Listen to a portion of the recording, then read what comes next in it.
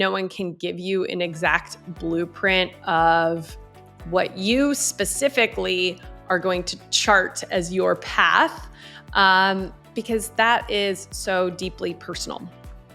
It's related to your specialty, yes, but it's also related to your motivations, and what sorts of things you like to do. Because I've described a lot of different types of work you can do on this podcast, whether it's pitching to investors and to payers, or like a deep dive data assessment or operations workflow, review. Those are very different types of work.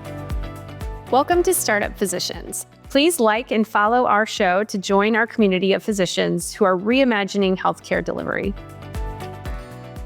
Hi, everyone. Welcome back to Startup Physicians. I'm your host, Dr. Allison Kerfman. I introduced the concept last time of doing a mini episode of 3 mistakes to avoid when entering the startup space as a physician.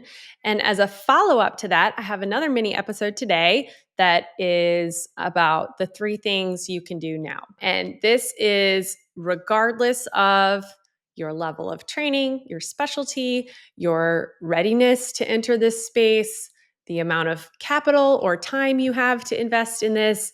It's really universal. So I want people to understand that, no matter what direction you're interested in growing, there's always things you can be doing now. And I like to really encourage people to go beyond what I consider passive action, which is a lot of listening and maybe reading things or even taking courses if they're really absorbing a lot of information, and to now convert that into starting to actually take active action. So whether that means creating something or connecting with people or building a business plan or getting started. So we will start with the first action that you can do right now, no matter what phase you're in, which is really focused on your own self-discovery and learning. And you might be doing that right now as you listen to these podcasts by really starting to look inside of yourself, of what draws you to this work, what sorts of things interest you. I talk a lot about the impact that you can make, the scale at which you can make impact compared to the one-to-one impact of seeing patients. I've talked about how fun it can be to be creative and to really be energized by working with founders. I've also talked about really the concept of life design and career design in a way that meets your personal goals of how you want to spend your time here on this earth. And in full transparency, the reason I'm doing mini episodes is because I am trying to get some recordings done because I'm leaving for London tomorrow with 2 of my older kids just for fun.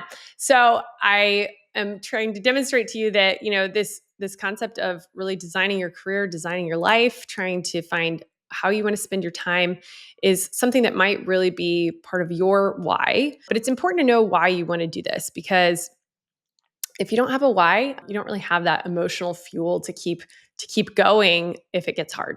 So understand why you want to do this, and also starting to understand what sort of problems you see in the healthcare system that you feel like need to be changed, need to be better for patients. And if you have ideas about that, and really performing a self-assessment to identify your clinical skills, maybe digging back into your CV and thinking of all the different projects you've worked on, or committees or QI work, or different clinical perspectives you have. Maybe there's specific patient populations that you're really drawn to or really well experienced with, or maybe you have some policy background, or you've helped with external communication, like marketing a clinic or something like that. Really understanding what you're drawn to. So this is, again, the first action, which is really focused on self-discovery, understanding about you. Because this is work that no one can do for you. No one can give you an exact blueprint of what you specifically are going to chart as your path, because that is so deeply personal.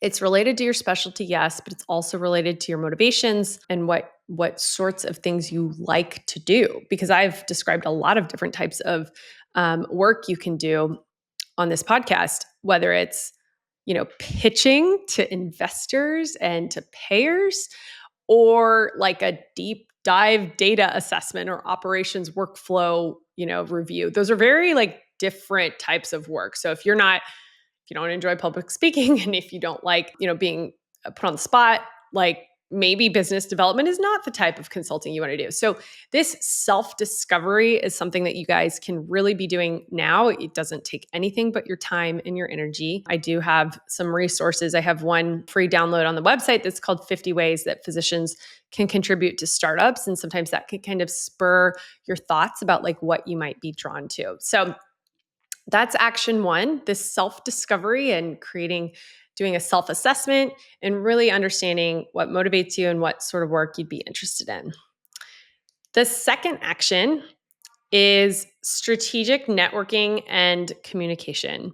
So this is something that is constant, continual, no matter how long you spend in this space and how much experience you have. Building your network is always going to be something that you'll be investing in. And you need to be able to learn how to communicate your personal value. And so when I start to work with people on how to find opportunities, there are some like baseline ways to start strategic networking that's very curated to what I said in number one, which is understanding what you're drawn to and what's your why and what sort of work you're wanting to contribute to, because there's unlimited people that you can reach out to, so you want to be reaching out to the right ones. And so building your unique network is how you will find and grow opportunities.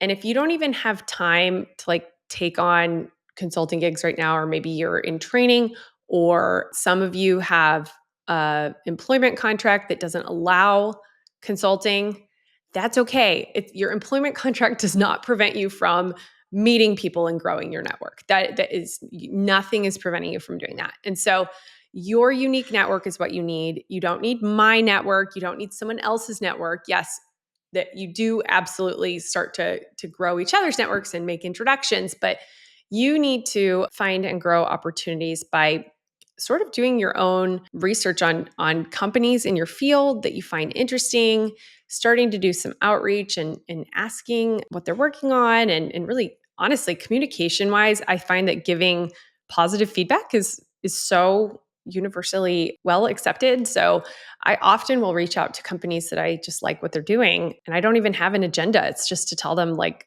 I like what you're doing and like, congratulations on starting this. And one of the things that I hear from founders is something that sets doctors apart at times is the ones that reach out. So you may not be the very, very, very top expert in your field that's published in Nature and JAMA, but you might be a well-qualified person in your field who reached out.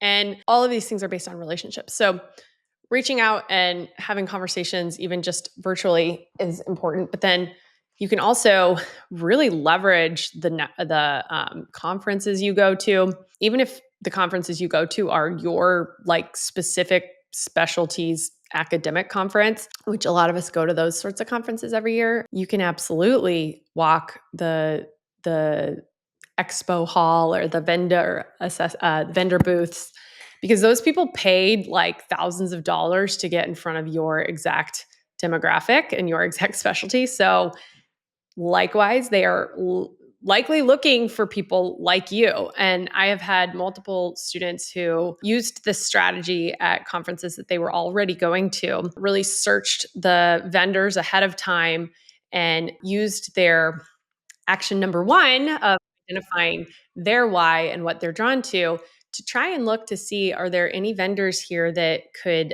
be a good fit for me and what I'm considering doing, and just have a conversation. You do not have to have an agenda.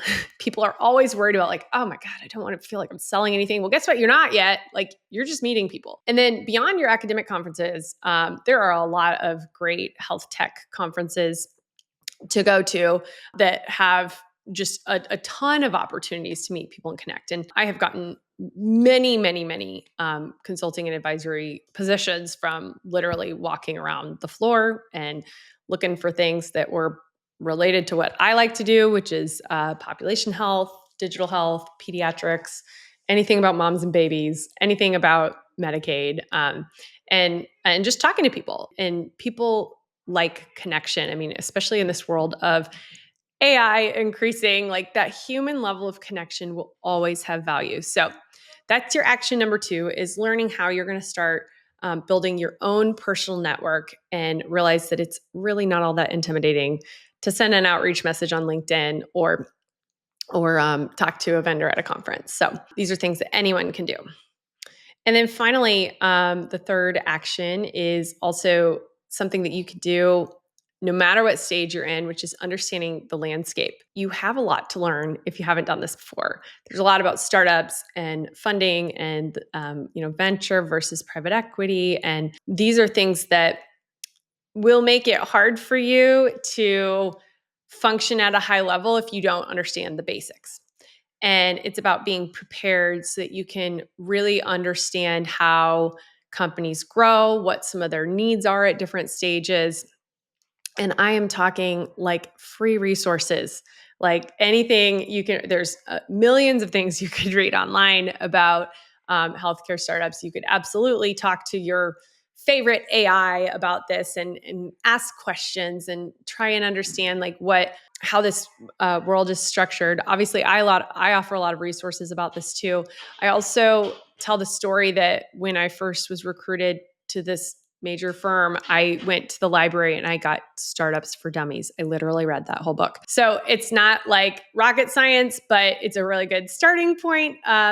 And you're doing some of this right now, right? You're listening to this podcast. You might be listening to other things, reading other resources that are helping you to understand the landscape and the opportunities and some of the foundational language and how things function in this world. So these are all things that you can do no matter what phase you're in. You can do your self-discovery, you can do strategic networking and work on communication and starting to build some relationships, and you can work on understanding the foundational knowledge and the landscape of the startup industry. So altogether, I want to encourage you that you have so many valuable skills. You are such an asset in this space. I know it can be hard to do new things. I've done new things a lot and felt like a failure or felt like an idiot a lot of the time. But then, you just find the right people to surround yourself with, because if you're just doing it all by yourself, you're probably going to quit.